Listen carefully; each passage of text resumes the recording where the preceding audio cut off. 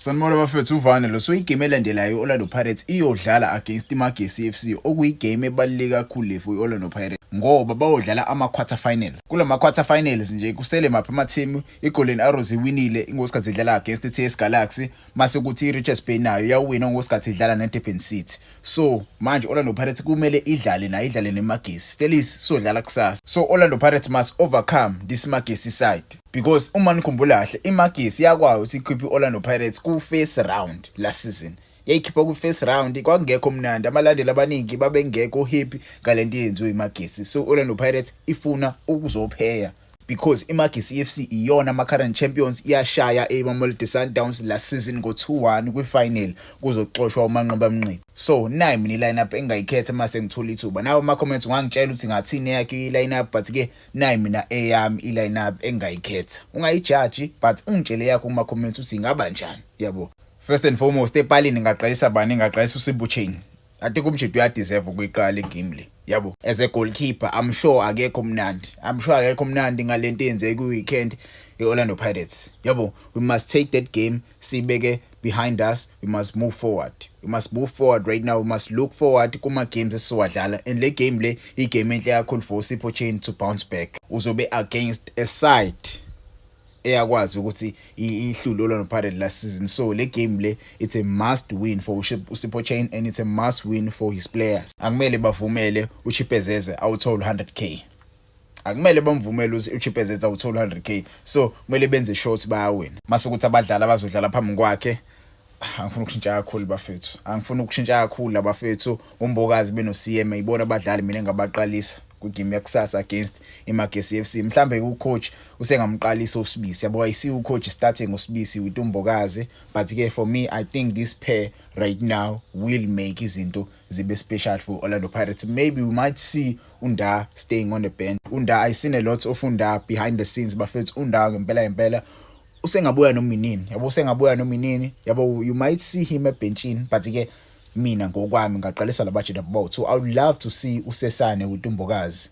I would love to see that combination but again for now we must stick with these two boys. When wangitshela ngokwakho ungaqalisa ba mase ukuthi kuma wing backs. Kuma wing backs the reason why ngiqalise uLebito mhlawumbe umunye umuntu abakamqalisa uSibelebele. The reason why ngiqalisa uLebito I think le team le iMagesi izohlala kakhulu emove. Njengoba izohlala kakhulu emuva bazokwazi ukuthi bashaye counter attack. So I don't need a Sibelebele who likes to go yabo phezulu kakhulu abuya khohle ukuthi kumele azo defend. Yes I know ukuthi uyakwazi ukudefend uSibelebele but uSibelebele he's a right wing back. You cannot compare kakhulu yena benolebito. Nayo uLebito uyakwazi ukuthi aye phambili but uLebito uyakwazi ukubuya emuva azosiza defend yabo. So mhlawumbe ungamfaka second half lo mjida lo uSibelebele yabo lapha ka right wing back mase kuthi lapha left wing back ngaqalisa bani ngaqalisa Dion Hot for me umjidi uyakwazi ukuthi asisize sikwazi ukushaya ama cross siyede ama numbers phambili sishaya inqako yabo. So iyona back 4 yami le iyona le back 4 le engajwayele ukuconsider le bafethu. Ngangitshela wena uthi yakhe back 4 ingathini but ke for me this is the back 4 I will line up for against iMagesi. Ngithi nje kuyiqinela nje lapha emove. Bangatholi indlela elula yokuthi baphefumule, bangatholi indlela yolula ukuthi basheshe badlule lapha. Mase ukuthi lapha esiswini bafethu number 6 wami ngamqalisa mina esiswini ngaqalisa bani ngaqalisa uNduli bafethu uyadeserve impela ukuthi amafans amaningi akhiphe mfethu amvotele yabo. Udinga ukuvotelwa mfethu umjida for me I think I deserve 100k but ke that's a story for another day. Maybe coach ngiyazi amqalise mina ngamqalisa mfethu kule game le. He's the only number 6 currently who's playing for Orlando Pirates.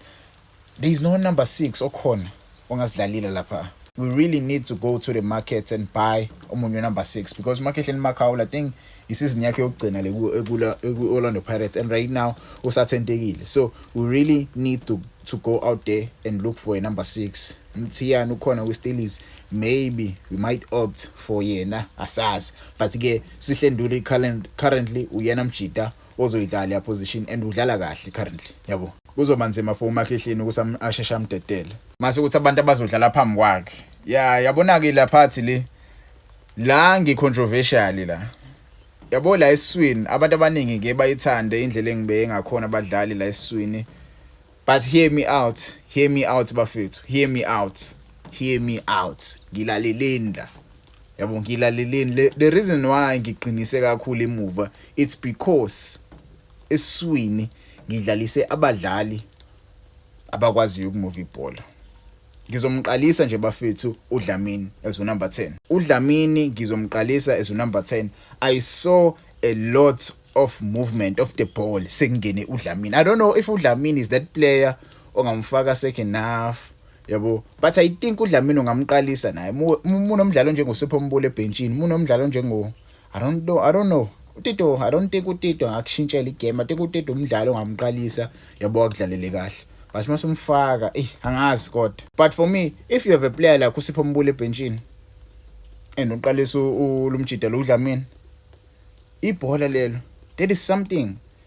Noma ukhiphe lo mjida lo, ukhiphe uNamtajelo umbeke ebenchini second half, uthi uDlamini adlale as number 8 mase ufaka uMbulu as number 10.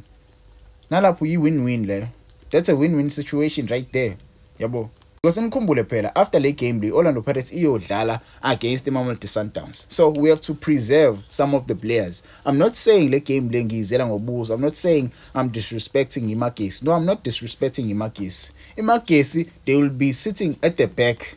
Bazobe defend kakhulu Imagesi. Njobe izobe defendile Imagesi, we need abadlali bazokwazi ukukhipha ama-pass abreaka i-defense, ama-pass ahamba la, ama-pass amancane, ama-pass azodala i-defense eMagesi ifoul abadlali be-Orlando Pirates. So when you have these two players abakwaziyo ukubreaka ama-window, you have i-team ezokorela amagoli lapho. You have i-team ezokorela amagoli. So number 6 wami uSipho Mbulu, number 8 uNamtajela, mase kuthi unumber 10 uKabelo Dlamini. Ungangitshela wona ama-comments isisakho singaba njani yabo. Mase kuthi i-right winger ngaqalisa bani, ngaqalisa uTshepo Morim. Tshepo Morim for me umjida uyadeserve ukuthi abe khona kule game esoyidlala yabo. Ayithi kuyi-redeem kancane, amafans amaningi akhale kakhulu regarding le red card ayitholile against le team adedlala nayo. So ngamqalisa umjida vele umjida vele for me ohlezi eyiprove yabo, uhlezi eyiprove umjida currently yabo. He's playing very well for Orlando Pirates. So ngamqalisa as right winger, mase kuthi lapha ka left winger Sembe Osuna Police is the same player yabo as uTshepo Morim. Currently ku Orlando Pirates they are the leading players who are very good currently for me yabo. I cannot wait to see umfukenge ebuya, but ke okwamanje ngamdlalisa Osuna Police as left winger adlale lapha umjida. Sidinga more goals, sidinga ama goal ngala ka right, spin sidinga ama goal ngala ka left. So iyona ndlela le engabophela ngakhona kuma wingers wami. Mase kuthi ke forward ngihlalile phansi ngacabanga ukuthi hayi yabona forward kumele simnike umfana ithuba, kumele simnike umfana athi kuyiqala ngamnikeza mina uMbuthuma for me I think uMbuthuma umjida kumele ayiqale le game le against eMagesi yabo. Ungangitshela yona ama-comments ungathini ngale lineup le, yibapha abadlali ongabafaka ngathini yakhe lineup, but ke for me this is the lineup I will line up against iMagesi.